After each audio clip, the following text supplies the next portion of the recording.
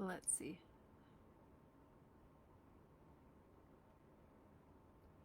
Hey friends, so today we are in my very back room, which is kind of like a basementy storage room. However, it is the most quiet place in the house, and little tiny human is sleeping. So we are hiding back here to deep dive on some work. However, I wanted to come and do a live video and talk to you guys about a topic that I think will really benefit a lot of you, especially now that the snow is starting to fall in most of Canada, at least. You know, we've had a couple sprinklings of it in the last little while, and I think that it is now the time that we discuss how we can optimize our supplements and things that you can consider taking to make sure that you are helping support yourself and get in the best mindset possible when we are in a time of, a little bit more darkness, seasonal affective disorder, hibernation, coziness likes to sneak in, right? I'm a cold person. I have thyroid issues, but even then, big, small, doesn't matter. I'm always cold. So, even in summer, I will wear sweaters. Inside, of course. Anyways, that being said, let's get into the nitty-gritty. Okay. What I've done is I've kind of given a lot of research into specific supplements that are considered to be optimal for women, specifically in winter. I do have some citations here if you guys would like them. However, the big thing here is I've broken it down into kind of the supplement, what the evidence shows, how we can interpret it for women in winter, and a couple notes. So, first things first, the baseline, the most important one is vitamin D. When we are in more northern countries with winter exposure, women will have lower 25 hydroxy vitamin D, aka lower vitamin D, because we have less sun exposure, UV exposure. That being said, how do I want to put this? Women take postmenopausal women, so women who've gone through menopause or are in menopause full blown, found that taking 400 international units a day of vitamin D can reduce late winter bone mineral density, BMD loss, and improved net spinal bone mineral density over the year compared to people who don't. Okay. Basically, a lot of meta-analyses found that people who have vitamin D and less infections, acute respiratory infections like, colds, flus, etc., actually will see less on 400 to 1200 IUs a day as bare minimums. So, one last one here. A trial in postmenopausal women from 50 to 65 years old showed that a bare minimum of 1,000 IUs a day, international units, of vitamin D3 for 9 months actually reduced pro-inflammatory biomarkers. So, what does this mean? That's a lot of sciencey crap for us to say. Not that science is crap. Please don't take that. It's a lot of sciencey lingo for us to say that sun exposure is reduced in the winter, right? Especially when we're in northern US and Canada. Vitamin D supplementation is going to become more relevant because it's harder for us to get outside in those sunlight hours. Evidence supports that a bare minimum of 400 to 600 international units a day is suggested to maintain levels. However, using more than 1,000 IUs a day can be beneficial. The form of D3 appears to be more effective than D2 in raising serum levels in winter. So you want to specifically be taking vitamin D3. Also, I can't. This thing. I'm just gonna write it in the comments because yeah. Anyways, let me go here because I also want to write in the comments and it's not letting me, so I'm just gonna go to my own live and click here. Boom. This one. D3. There you go. So, What does all of that mean? Basically, higher vitamin D levels are going to help you to feel better, have less sickness, and it actually helps to increase or improve our bone health, specifically in menopausal and postmenopausal women. It helps improve inflammatory markers and possibly, the science is not 100%, reduce respiratory or improve our respiratory health. The baseline here is that vitamin D status does matter, okay? Consider taking calcium and other nutrients through direct recommended amounts is less strong here. We want strong vitamin D3. So remember though, just a caveat that supplements are here to supplement your diet, not to replace things. So a vitamin D supplement does not replace going outside, getting outside activity or sunlight exposure, but it complements it when exposure is limited. So if you are somebody who's an office worker or you're working, in a big building, even physical labor, try and get outside during your lunchtime. Even that 10 to 15 minutes of standing outside, going for a little walk is great for A, mental health, B, your steps, and C, providing you with at least 15 minutes of good vitamin D exposure. Another thing that we can consider in winter is iron for women who are of reproductive age or still menstruating, okay? The evidence shows that iron supplementation daily for improving health in menstruating women found high quality evidence that oral iron can help reduce iron deficiency and anemia because it raises our hemoglobin and iron stores. A systemic review actually found that iron improved maximal and submaximal exercise performance, aka our VO2 max, our oxygen uptake in those women. Basically, for women in winter, we want to think of not only winter specific, however, women tend to be a little bit more vulnerable in winter due to less outdoor activity and potential diet changes. We eat a little bit less in iron-rich produce, and we have an increase of fatigue. So with women who menstruate in particular, low iron stores or symptoms of iron deficiency, so fatigue, poor exercise tolerance, meaning you're sore, you're really tired after, may benefit from iron supplementation. And after checking our iron status with blood, typically it's through ferritin, hemoglobin, under medical guidance, supplementation may help support energy and fitness and help reduce your fatigue.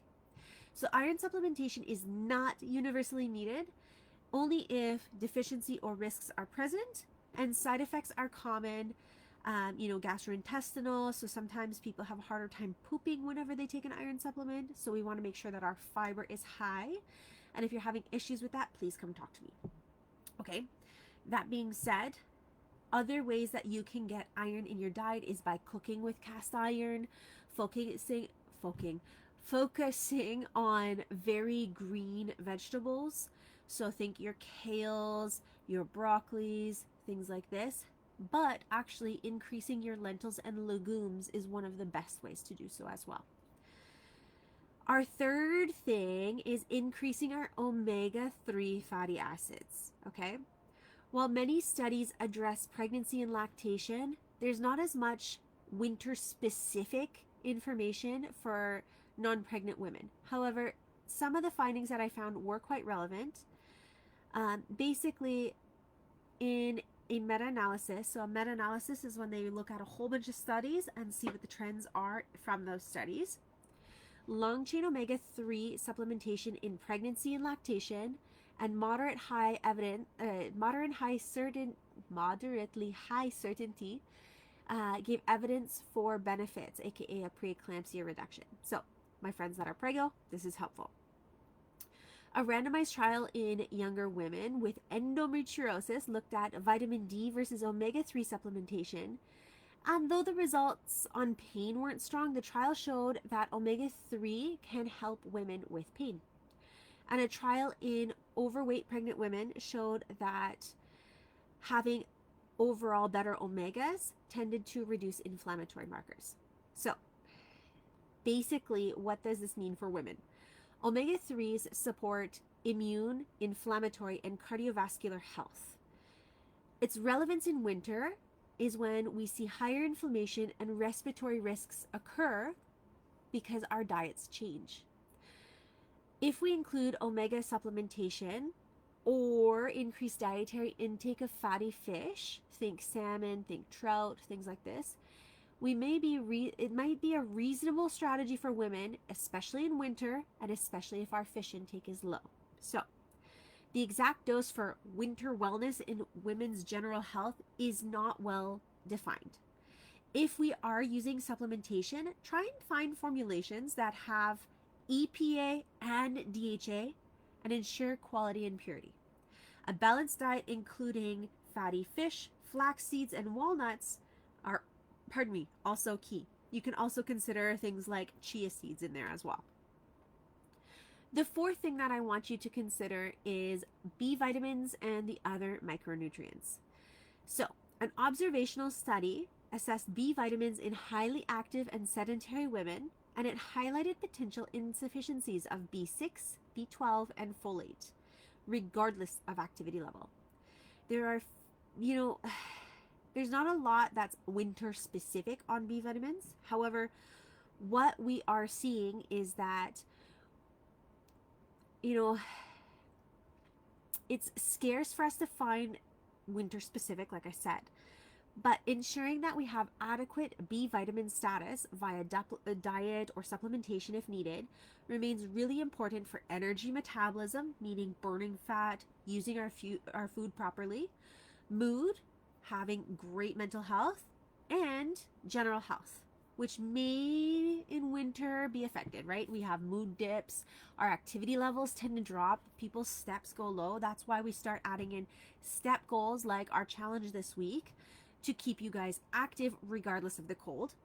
And if we have a limited diet, so less fresh foods, or if a woman is vegetarian or vegan or plant-based heavy, a B complex might be a good consideration because that can help with baseline nutrients. So the evidence here is weaker for a winter specific approach, but a supportive and maintenance supplementation might be positive to consider.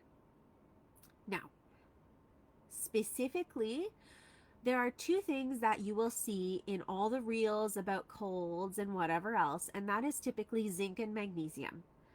All right, the data is more limited on these two, and it's not winter specific, but here's kind of some of the things that I was able to find for you. All right, in terms of zinc, we found that women 18 to 30 with premenstrual syndromes, PMS, premenstrual syndrome, found that 30 milligrams a day of zinc, specifically gluconate, actually can improve both physical and psychological PMS symptoms, as well as increase in an antioxidant supply.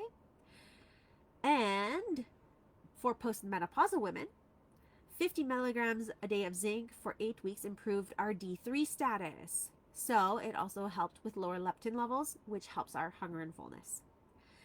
A trial with women with PCOS used 50 milligrams of elemental zinc, and hirsutism, alopecia, all improved, but the hormone profiles and inflammatory markers did not change. All right, not significantly anyway. What does this mean for women overall? Winter is a time when sunlight is less. Obviously, we've mentioned it like 20 times in this chat. But also, there's a higher immune and oxidative stress. So zinc's role in immune and antioxidant systems make it a plausible supportive nutrient to add in winter. The findings that zinc supplementation improved vitamin D status in postmenopausal women is interesting. And in winter, because D3 is a concern, zinc is a good support pathway to consider. For women with PCOS, with PMS, premenstrual syndrome, while it may be a little bit burdensome with less daylight and seasonal influences, the zinc data are, specifically relevant to us. So, a couple important considerations. The studies I mentioned here are not specific to winter, but they do help us to kind of get an idea as to some references of amounts to make sure we're intaking in the day. All right. So, these higher amounts, though, that are mentioned in the studies should be done with medical supervision. Just saying that there.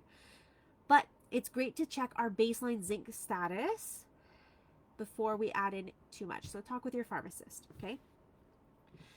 In terms of the last one I wanted to discuss, magnesium. Magnesium is needed for so many different things, and it is an essential nutrient. However, it's best to take this in the evening, all right? A couple studies,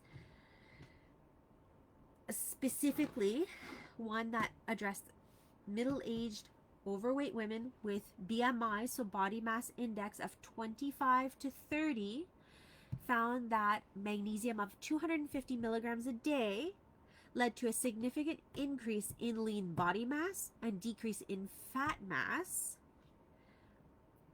But we also found that women with PCOS, basically magnesium did not consistently show improvements with inflammation, but it did show improvement with metabolic and inflammation markers whenever we include it with magnesium and vitamin E, or magnesium and zinc and vitamin D, okay? And a prospective study that I found here of older adults, men and women in the study, found that higher dietary magnesium was associated with improved physical performance over 5 years. So basically, for women in winter, our reduced physical activity, typically due to weather, especially if we're a little bit older, we have some mobility issues, you don't necessarily go outside as often, and so we might not be as active, which is why a step goal can be fantastic, because you can even walk circles in our house.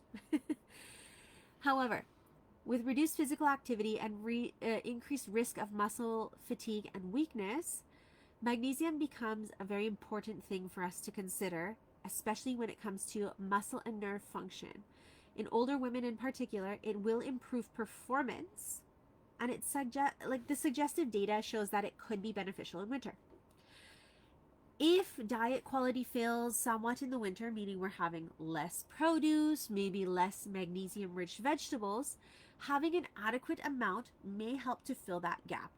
There is some evidence, though not strictly about winter, that indicates that magnesium supplementation may support mood and sleep in women under stress and strain, and it is relevant in the darker months.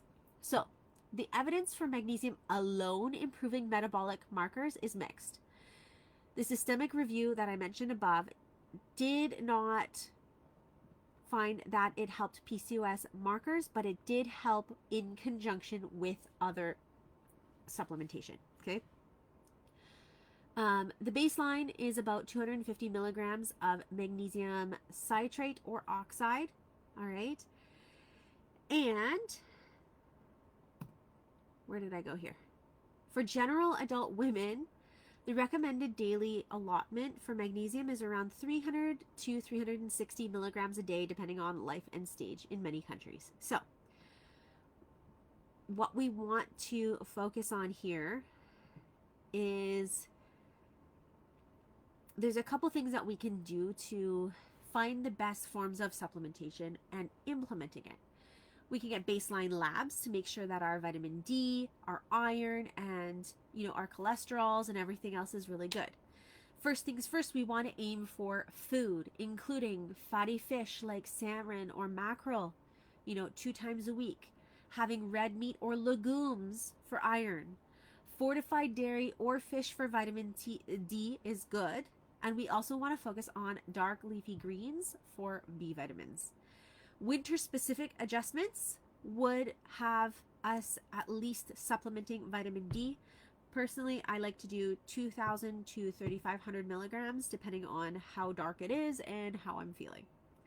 We also want to focus on combining nutrients. So some interplay does exist. So making sure that we are aware of what supplements can go together, like vitamin D and calcium is great, but vitamin C and iron don't go together. Dose cautiously, meaning talk to your pharmacist, follow guidelines from wherever country you're at. And make sure to pair it with lifestyle supports, physical activity, good sleep, a balanced diet, minimize alcohol and processed foods to help our supplementation be most effective. And last but not least, of course, consult a healthcare provider, especially if you are somebody who is pregnant, somebody who has a chronic illness, or you take multiple medications. All right? That is the baseline for today. I wanted to share with you a couple winter suggestions that I personally use and I personally take. So if you found these beneficial, or if you have specific questions, please feel free to message me or drop them below. And I look forward to hearing back from you. Also, hi Wendy, it's good to see you. I'll talk to you guys soon and have a kick-ass rest of your day.